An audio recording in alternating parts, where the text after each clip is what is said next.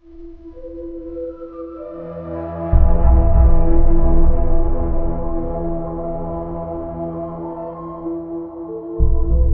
ചരിത്രത്തിൽ ഇതാദ്യമായി ഈശ്വര ശക്തികൾക്ക് ജീവചൈതന്യം കൊടുക്കുന്ന ഏക സ്ഥലം. ഇതൊരു ചരിത്രത്തിലും രേഖപ്പെടുത്തിയിട്ടില്ല. ഇതിനു മുൻപ് കേട്ട് കേൾവി പോലുമില്ല. കലിയുഗ അവതാരത്തിന്റെ ലക്ഷ്യം തന്നെ ഈശ്വര ശക്തികൾക്ക് പുനർചൈതന്യം കൊടുക്കുക എന്നതാണ്. ഇതിലൂടെ മനുഷ്യർക്കും എല്ലാ ജീവജാലങ്ങൾക്കും എല്ലാത്തിനും. ഇത് പരമമായ സത്യമാണ്. അനുഭവത്തിൽ മാത്രം വിശ്വസിച്ചാൽ മതി. ഇതാ മഹാ അത്ഭുതങ്ങൾ ഭാരതിയമ്മയിലൂടെ എത്തുന്നു.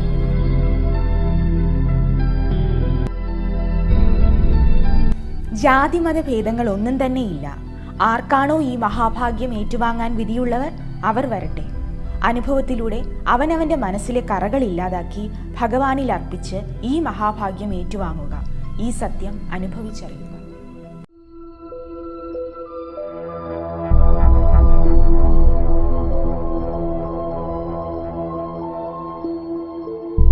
ഇവിടെയുള്ള ദൈവത്തിന്റെ പേര് ജനകത ഔഷണ്വ ഇലൂഷനും ജനകത ഔഷണ്വ ഇശാനിയുമാണ്.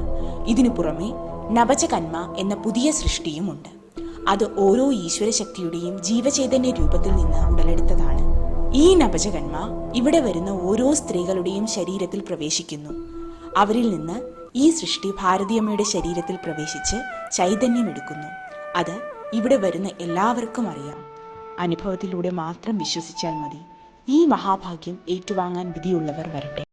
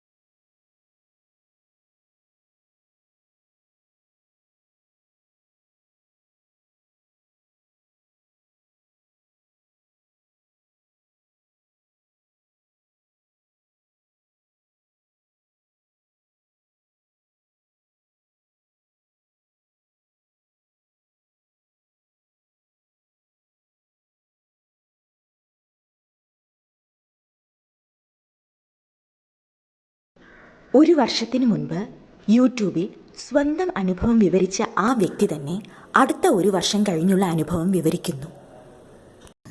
ഞാൻ ഇവിടെ വന്നിട്ട് 2 വർഷമാകാൻ പോവുകയാണ്. ഞാൻ അരങ്ങൽ ക്ഷേത്രത്തിൽ നിന്നാണ് അന്ന് ഞാൻ ഇവിടെ വന്നത്. ഇപ്പോൾ നല്ല സുഖമില്ലാതായപ്പോൾ ഞാൻ ക്ഷേത്രം വിട്ടു. ഇവിടെ വന്ന് ചോദിച്ചപ്പോൾ മാറിക്കൊള്ളാൻ ഭഗവാൻ പറഞ്ഞു, ഇനി കഷ്ടപ്പെടണ്ട, ഇനി ഭഗവാൻ ഭാഗ്യങ്ങൾ തരാൻ പോവുകയാണ്, കഷ്ടപ്പെടണ്ട എന്ന് പറഞ്ഞു. ഇപ്പോൾ ഒരു 2 മാസത്തിനിപ്പുറം ഭഗവാൻ തന്നെയാണ് എന്നെ ശാസ്താവിൻ്റെ അടുത്ത് അയച്ചിട്ടുള്ളത്. അവിടെ വലിയ ജോലിയില്ല. രാവിലെ പോയിട്ട് 7-8 മണിക്ക് എനിക്ക് വീട്ടിൽ വരാം. ഒറ്റയെല്ലാം നേരെടുത്ത് പോകണമെന്ന് വീട്ടിൽ ജോലി. ഭഗവാൻ എനിക്ക് എല്ലാ ഭാഗ്യവും ഭഗവാൻ തരും.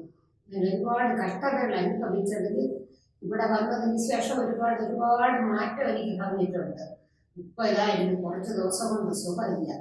ഞാൻ ഇവിടെ വന്നപ്പോഴേ പറയണത് എൻ്റെ ഭർത്താവാണ് എൻ്റെ കൂടെ ഉള്ളത്. അദ്ദേഹം നരകത്തിലാണ്, ഭഗവാൻ കരകയറ്റാൻ പോവുകയാണ്. അതാണ് ഈ ലോകത്തിൻ്റെ ലക്ഷണങ്ങളെന്ന് ഭഗവാൻ പറഞ്ഞു തന്നു. ഞാൻ അതിന് അദ്ദേഹത്തിന് മുക്തി കൊടുക്കാൻ ഞാൻ ഭഗവാനോട് ഞാൻ അപേക്ഷിക്കുകയാണ്. എൻ്റെ കുട്ടികളെ എൻ്റെ മക്കളാക്കി തരണം എനിക്ക് ഭഗവാൻ. അവരാണ് ഒന്നും വിശ്വസിക്കുന്നില്ല. ജനങ്ങൾ കുറേ പേരൊക്കെ വിശ്വസിക്കും, കേട്ടോണ്ടിരിക്കും ഞാൻ ഭഗവാന്റെ കാര്യം പറയുമ്പോൾ. പക്ഷെ മക്കൾ വിശ്വസിക്കുന്നില്ല. അവർക്ക് എൻ്റെ ഭഗവാൻ വിശ്വാസം കൊടുക്കട്ടെ എന്ന് പ്രാർത്ഥിക്കുന്നു. ഒരുപാട് ഒരുപാട് കാര്യങ്ങൾ എനിക്ക് പറയാനുണ്ട്. എനിക്കെല്ലാം പറയണം. സർവേശ്വര ഭർത്താവിൽ നിന്ന് തന്നെയാണ് കൂടുതൽ അനുഭവിച്ചത്. പക്ഷെ അദ്ദേഹത്തിൻ്റെ അറിവോടെ അല്ല, എന്തോ തെറ്റ് അദ്ദേഹത്തിന് കിട്ടി, അതിൽ നിന്നാണ് എന്നെ ശിക്ഷിച്ചതില്ല. പക്ഷെ അവസാനമായി വന്നപ്പോൾ വർഷം കൊണ്ട് വളരെ വളരെ സുഖം തന്നിട്ടാണ് അദ്ദേഹം പോയത്.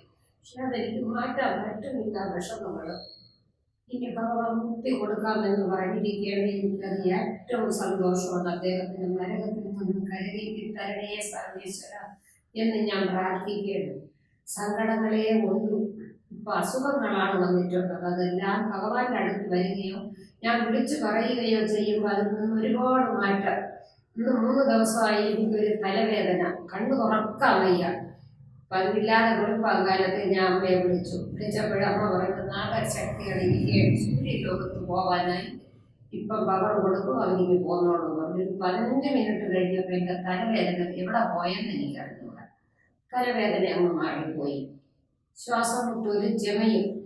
അതിപ്പോൾ ഇവിടെ വന്നതിന് ശേഷം തന്നെയാണ് ആ ചുമ ഭയങ്കരമായിട്ട് വന്നു, അതങ്ങ് മാറി. അത് അങ്ങനെ എൻ്റെ അമ്മ എന്നോടൊപ്പം വന്നിട്ടുണ്ട് എന്ന് പറഞ്ഞിരുന്നു. 18 വർഷത്തേക്ക് മുമ്പേ എൻ്റെ അമ്മയുടെ അച്ഛൻ എന്നോടൊപ്പം വന്ന് നിൽക്കുകയാണെന്ന് ഇവിടെ വന്നപ്പോഴാണ് ഞാൻ അറിയുന്നത്. ഇതൊന്നും എനിക്കറിഞ്ഞൂട.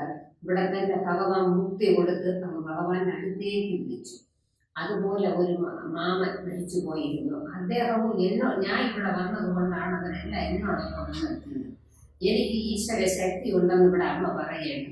അതുകൊണ്ട് ഇവരെല്ലാം എന്നെ അടഞ്ഞതോടെ ഞാൻ ഇവിടെ വരുമ്പോൾ ഇവിടുന്ന് എല്ലാം പവർ കൊടുത്ത് ഭഗവാനിലേക്ക് അങ്ങ് അവരെ ലയിപ്പിക്കുകയാണ്. എൻ്റെ അമ്മ മക്കളായിട്ട് കണക്കാക്കിയല്ല എന്നിവിടെ കഴിഞ്ഞിട്ടുള്ളത്. കാരണം അമ്മയെന്ന് വെച്ചാൽ എനിക്ക് അമ്മയാണ്, പക്ഷെ അമ്മയ്ക്ക് മകളായിട്ട് എന്നെ കണ്ടിട്ടില്ല. ഒരു വക തന്നുമില്ല. എല്ലാ മക്കൾക്കും എല്ലാം കൊടുത്തു, എനിക്കൊന്നും തന്നില്ല. എന്താണ് കാരണമെന്ന് എനിക്കറിയാൻ വയ്യ. എന്നിരുന്നാലും എൻ്റെ അമ്മ എൻ്റെ ദൈവമായിരുന്നു. ഞാൻ എന്തെങ്കിലും കൊടുത്ത അമ്മ കഴിക്കില്ലായിരുന്നു. അവസാന 6 മാസത്തേക്ക് എനിക്ക് എൻ്റെ അമ്മയെ രക്ഷിക്കാൻ കഴിയും. കാരണം ആശുപത്രിയിലോ എൻ്റെ സഹോദരനുസരിച്ച് എൻ്റെ അമ്മയോ അതിൻ്റെ ഫലമാണ് ഭഗവാന്റെ അടുത്ത് തന്നെ അമ്മയെ. ഞാൻ ഇവിടെ വന്നപ്പോൾ ഇവിടത്തെ ഭഗവാന്റെ അടുത്തേക്ക് മുക്തി കൊടുത്ത അമ്മയെന്നായി കഴിഞ്ഞു എന്നിവിടെ ഭഗവാൻ പറഞ്ഞു കഴിഞ്ഞു. ഭഗവാൻ പറഞ്ഞു തന്നപ്പോൾ വളരെ സന്തോഷമായി. അതുപോലെ എൻ്റെ വീട്ടിലെ കാര്യങ്ങളൊന്നും ശരിയാകുന്നില്ല. കുട്ടികളുടെ പറഞ്ഞിട്ട് അവരനുസരിക്കുന്നില്ല. അതിനെ ഒന്ന് അനുസരിപ്പിക്കുക, എന്താണ് വഴിയെന്ന് ഞാൻ ഭഗവാനോട് ചോദിക്കുന്നു. കൊച്ചുങ്ങൾക്ക് അസുഖം, കാര്യങ്ങൾ വലിയ തെറ്റില്ലാതെ മുന്നോട്ട് പോകണം. പക്ഷെ ആ കൊച്ചുങ്ങളെ അസുഖമായി തീർക്കാൻ അത് അവരിതൊന്നും വിശ്വസിച്ച് എന്നോടൊപ്പം സഹകരിച്ച് വന്നെങ്കിൽ അത് ഭഗവാൻ തീർത്തു കൊടുക്കും എന്നെൻ്റെ പൂർണ്ണമായ വിശ്വാസമുണ്ട്. എനിക്ക് ഭഗവാൻ അതിട്ടൊന്നും ചെയ്യാൻ പറ്റില്ല. പണ്ട് കോവിലിൽ പോകാനൊന്നും എനിക്ക് അനുവാദമൊന്നുമില്ല. എങ്കിലും 2ാമത്തെ കുട്ടിയെ പ്രസവിച്ച് 1 മാസം കഴിഞ്ഞപ്പോൾ ഞാനിങ്ങനെ കോവിലിൻ്റെ കാര്യങ്ങൾ പറഞ്ഞ് എനിക്ക് ആൾക്കാർ പറഞ്ഞിരുന്നു. വെളുപ്പാങ്കാലത്ത് കുളിച്ചോണ്ട് വെളിയിൽ ഒതുങ്ങി കുടിച്ച് അപ്പോൾ ഓറ്റി പോണത് പറഞ്ഞു. ഒറ്റയ്ക്ക് പുറകെ പോകും. ചെന്ന് നിർമ്മാല്യം കഴിഞ്ഞ് ഭഗവാനെ തൊഴണം. ഭഗവാനെ തൊഴുത് കഴിഞ്ഞാൽ നിർമ്മാല്യം തൊഴുന്ന നിർമ്മാല്യ പ്രസാദം നെറ്റിയിലിട്ടോ ഓടി ഇനി വരും. ഇവരൊക്കെ ഉറപ്പൊഴിക്കുന്നു. അങ്ങനെ ഞാൻ എൻ്റെ ഭഗവാനെ കണ്ട ഞാനാണ്. എനിക്കിന്നും എൻ്റെ ഭഗവാനെ കാണാതിരിക്കാൻ പറ്റില്ല. അദ്ദേഹം തരുന്ന ഭാഗ്യങ്ങളില്ല ഞാൻ അനുഭവിക്കാതിരിക്കുകയാണ്. എനിക്ക് ചെറിയ ഒരു മുറി കെട്ടിയടിച്ച് എനിക്ക് പ്രത്യേകം ഒതുങ്ങണം, മക്കൾക്ക് സുഖം കൊടുക്കാൻ വേണ്ടി ഒതുങ്ങണമെന്നൊരു ആഗ്രഹമുണ്ട്. അതും എൻ്റെ ഭഗവാൻ നടത്തി തരുന്നത് പൂർണ്ണ വിശ്വാസത്തോടെ ഞാൻ എൻ്റെ മോനെ കൊണ്ട് ശരിക്കും വിഷമം തന്നെയാണ്. പക്ഷെ അവൻ 2 ദിവസം ഇവിടെ വന്നിട്ട് പിന്നെ വരണില്ല. എന്ത് കാരണമെന്ന് എനിക്ക് അറിഞ്ഞൂടാ. പക്ഷെ പറയാൻ പോലും പറ്റണില്ല. എനിക്ക് അവരെ കൊണ്ടുള്ള രക്ഷയെന്ന് വലുത്. എനിക്ക് പണം തരണ്ട. എന്നെ അമ്മാന്ന് 2 അക്ഷരം വിളിച്ചാൽ മതി. എനിക്ക് അത് കേൾക്കാനാണ് ആഗ്രഹം. അത്ര സങ്കടത്തിലാണ് ഞാൻ എൻ്റെ ഭഗവാന്റെ അടുത്തെത്തി. ഭഗവാൻ സാധിച്ചു തരും എന്നുള്ള എനിക്ക് ഉറപ്പുണ്ട്. തീർച്ചയായിട്ടും ഇത്രയും എനിക്ക് സുഖം തന്ന ഭഗവാൻ ഭാഗ്യങ്ങൾ തന്നുകൊണ്ടിരിക്കുകയാണ്. ഭഗവാൻ എൻ്റെ അടുത്തേക്ക് ആറ്റുകാരിൽ പോകണമെന്ന് പറഞ്ഞപ്പോൾ ഞാൻ അമ്മയുടെ വിളിച്ച് പറഞ്ഞു എനിക്കിങ്ങനെ പോകണമെന്ന്. അപ്പോൾ പറയുന്ന ആറ്റുകാരിലൊക്കെ അടുത്ത് നിൽക്കുകയാണ്. സത്യം ഞാൻ അറിയാതെ സെന്റ് മണം വന്നവിടെ. സെന്റ് മണം കുറച്ചു നേരം അവിടെ ഉണ്ടായിരുന്നു. അതിന്റെ 2-3 ദിവസം കഴിഞ്ഞപ്പോഴും ഞാൻ വിളിച്ചപ്പോൾ പറയുന്നത് ആറ്റിയാലും അതാ വരെയാണ്. സത്യം എവിടുന്നോ ആരോ കൊണ്ട് പടർത്തി വിടുന്നത് പോലെ എനിക്കിങ്ങനെ ആ മണം വീട്ടിനകത്തേക്ക് വന്നു. ഞാൻ കൊച്ചുമക്കളുടെ പറഞ്ഞു, മക്കളെ ആറ്റുകാലമ്മ വരെയാണ്. എൻ്റെ കൊച്ചുമോൾ ഇന്നത്തെ രോഗി. അവള് ഓടി വന്ന് വീടൊക്കെ തുടച്ചപ്പോൾ നോക്കി കസേരകളൊക്കെ പറക്കി നേരെ എത്തി. അവിടെ മക്കളെ ഇവിടെ ഒന്നും ഇരിക്കില്ല. അവിടെ വന്ന് അമ്മ 15 മിനിറ്റ് ഇരുന്നെന്ന് ഇവിടെ അമ്മ എന്നോട് പറഞ്ഞു. ഞാൻ അമ്മയുടെ പറഞ്ഞു മണം വന്നമ്മ എന്ന് പറഞ്ഞപ്പോൾ അത്യാലമ്മ അതാ വന്നിരിക്കുകയാണ് എന്ന് പറഞ്ഞു. ഇതുപോലെ ആയിരുന്നു മഹാദേവൻ.